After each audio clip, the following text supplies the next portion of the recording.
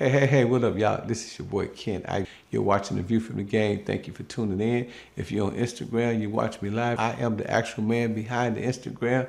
Yes, I do answer my DMs. When you DMing me. Hey, but check this out, man. While I got your attention, make sure you go get my book, The 48 Laws of Game. That's right, The 48 Laws of Game. You can get it at audible.com.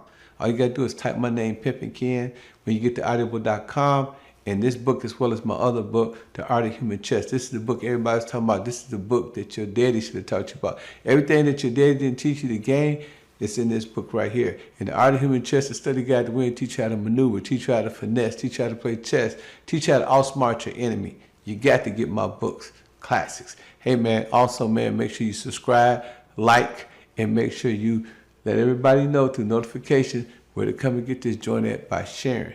And also, I am also the proprietor and the owner of HHF Mag, HHF Clothing, HHF Awards, and HHF Radio. Hey, man, stay tuned, man, and go to thehiphopfraternity.com and check us out. And every Monday, we're at the Ice Bar. That's right, 5456 Fayetteville Road, Atlanta, Georgia. Every artist get in free. Every A&R get in free. Every executive get in free. Everybody is free. Artists get to perform for free, and you get to park for free. The only free game in town. What's up, ladies and gentlemen? Once again, it's your host, Pimpin' Ken for The View from the Game. Hey, man, I'm here with some special guests today, but before we get into that, make sure y'all hit that super chat, and y'all can cash app at 404-790-9627. You know, that's how we keep the show going, through your support. And make sure y'all join thehiphopfraternity.com. Go there, check out the apparel. Go to audible.com and get my book. Just type in the name Pimpin' Ken. I got a special guest today, man. This brother here is amazing. Y'all might have seen him with Boosie. Y'all might have seen him with Damon Dash. Y'all might have seen him with Rick Ross. Matter of fact, we just got through shooting a piece with him and Rick Ross. Hey, man, I got none other than Mr. Landlord himself. What's up, man? What's up, my guy? What's up, brother? How you doing, brother? Chilling, man. Just happy to be here. We in the Hollywood Hills right now. Chilling. Just got finished shooting with Rick Ross, man. I appreciate y'all. Man, you throw a big party there. A lot of people's here, man. A lot of celebrities in the house, man. That must speak value to who you are as a person, man. You know, people don't just come to pop out parties unless, you know, somebody really official like Reverend Wilson. Sure. So today, man, we're going to just get into the game. But before we get to the game, hey, man, so let us know, how was your upbringing? How did you come out? I'm from North Philadelphia, you know, if you don't know. My name is Anthony Goodwin. It was like real rough for me coming up, man, to be honest. My uncle was selling drugs. That's all we seen when we was growing up, people selling drugs. So I kind of just followed the trend. So when you first started selling, what the first thing, did you start with 8-ball or some dimes or what? I'm gonna show you how I really got started, right? I got started by, actually, to be honest, like taking work from my uncle. So you gave your uncle? Yeah, I was getting my uncle because he was getting me. I had some money. He took the money and never gave it back to me. So I said, yeah, I need to get this back. So when you first started, when you got it, what you get it for? Like, I just took a glob of it. I didn't even really know what it was. So it was like, how did you start selling? You just went to the homies on the block? Yeah, I went to the homies. So I gave him whatever I had. He was like, this is a half ounce. Mm-hmm. Or they probably was giving me too, but this was a half ounce at the time. And that's how I got started. But like maybe like $500 worth of coke. So what's the high you ever level up to? Which we moved at your at my highs, like probably like 2 bricks. 2 bricks? Yeah, like 2 bricks, yeah. So I mean, Philly kind of rough, man. I mean, yeah. I mean, did the niggas try to get on your ass? Yeah, they did because I got like my face is like, I don't look like I'm a wolf or nothing like that. I don't look like this gonna kill you or nothing like that. Yeah. So yeah, my uncle was connected, but at the same time, my cousin, you know, he got killed. My other best friend's named Rucky, he got killed too. By us being in the game. Yeah, fucking with the drugs. Did that discourage you? That discouraged me a little bit because I didn't think this shit would go down like that. Like, you know, you hear about people getting killed, but when they actually get killed and it's somebody that you know, that shit puts you in a whole different mind. One time in Philly was like crazy, right? Yeah, we was the top. We was the top of the top in the world. Murder rate, you know what I'm saying? So nigga hustling on the block over there, y'all got the row houses too, right? Yeah, the row houses. Nigga hustling on the block in Philly, then he got to be really like, you got to cut like that. Be that nigga, right? Yeah, you got to cut like that. You got to make some examples out of niggas. Yeah. So me personally, like, I was always a smart thinking motherfucker. Right. To where as though like I can think around you. I don't have to kill you or nothing like that. I'm gonna let you kill your own self. So I was always like that, like since I was a kid. So I never wanted to get in on that side.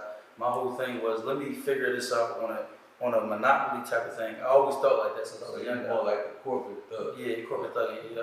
So okay, growing up, you get your uncle for some work about a half ounce.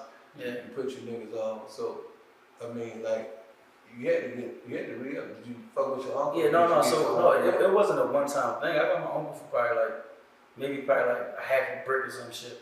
And then you had to find your own. Yeah, so I had to, so that's what made me really get in the game because I got with this guy from down North Philly that he was rolling, like he was buying houses. He was, a little chick introduced me to him, and I started rolling with that, and that's why I bought my first like 9 ounces. He showed me how to cook work. So so once you got your 9 ounces, you got to level up. So what was the first whip you bought? You seem like a flashy type of guy. See how you was as a young nigga. You ain't just got flashy. No.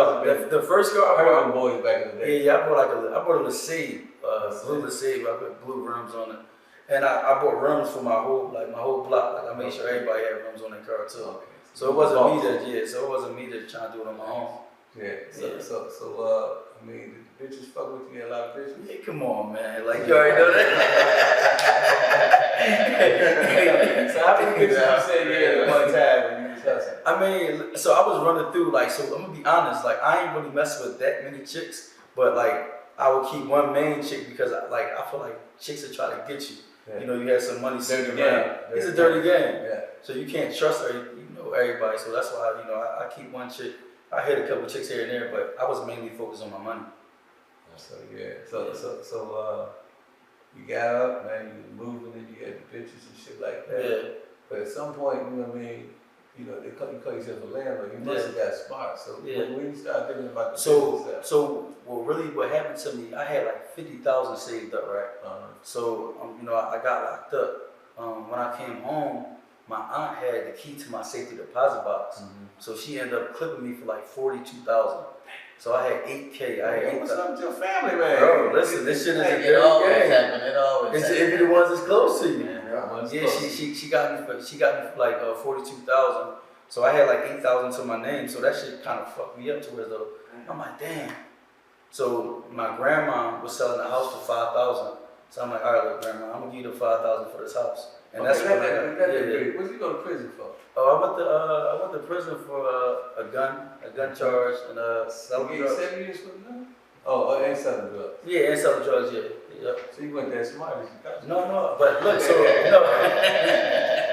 got to tell my shit, man. Yeah. Because I thought that's what them niggas said. Just make them understand what happened. No, actually, I got locked up a lot of times. I thought I was the smartest motherfucker, but I always kind of get away. I would get away with small shit. They greed, man. I did like 10 years of prison. Yeah. I was greedy, man. Yeah, it's been greedy. I believe in karma too at the same time. Yeah. Whatever you do, something that shit gonna come back on you. Nigga ever shoot you or you got shot? Yeah, I got shot. I got shot, but it wasn't like intentional. Like they were shooting across the street, and I caught a straight bullet. So you went to jail for selling drugs and a gun. So you went to jail. Did you start reading books and shit? Yeah, so when I went to jail, that shit was kind of crazy because I was seeing motherfuckers that get 50 years, 100 years, niggas like us, young boys, 30, 40 years. Yeah. I'm like, listen, this ain't gonna be my life right here. Waking up, I gotta take a shit with a nigga on top of the bed. I ain't done. She said, yeah, suck a shit.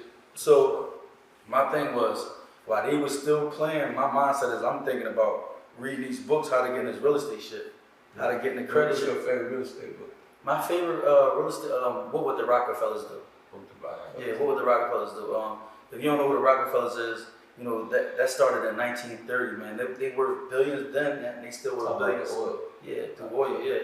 So, they still work for it. When he started off, Mr. Rockefeller, he wasn't rich. He started off small. He started off, of course. It always starts small. Kerosene. The little lamps, Yep. So what is the most important gain that you get out of the Rockefeller book? The most important is like long-term generational wealth. To where as though like you get your trusts and you moving them trust funds from generation to generation with the life insurance. A lot of people don't understand how important life insurance is. Every time somebody dies, what happens? We're gonna do a fish fry. That's the that's GoFundMe, fish fry. So I mean, you can get life insurance policy $500,000 for $50 a month. You know what I'm saying? Like people don't understand that little game right there. They just living for right now. What can I get right now? You know, and that's the messed up part of life. Another book I would say Power, 48 Laws of Power. Yeah, so you gotta understand how people move. Right. Like it's not all about the money. It's all about not always being the master, right? No. You the master. I graduated to that level. Yeah, you outshine it. You outshine Lucy. Yeah, right. No, but at the same time, like I was humble. I was humble. For a lot. But nowadays, I can do my thing because I put my work. So niggas in the joint, right? Like when I was in the joint, I used to be locked up. So what was your homies? I mean, they used to be, hey man, Kevin May, he's the nigga that run the block. Yeah. Niggas want you to be wild and selling weed up in that motherfucker, sneaking phones up in that bitch. But you decided to go to politics. How did niggas take it when you was, what's crazy? Like some people that didn't know me from my block, some people thought I was a weirdo. Yeah, like this nigga read books all day. He don't really talk to niggas like that. He's got to be a weirdo. But when they go home, when I go home, and they start seeing the Maybachs and the G-Wagons and all that type of shit, they like, damn, this motherfucker was on it. He was plotting on something the whole time. You know what I'm saying? So okay, that's what I want to talk about. So when you get out the joint, you actually made a conversion because my show is about transition. Yeah, transition. And it's also about transmission and switching gears. So when did you decide to come out and start being the landlord and leveraging credit, which we're gonna talk about all that stuff?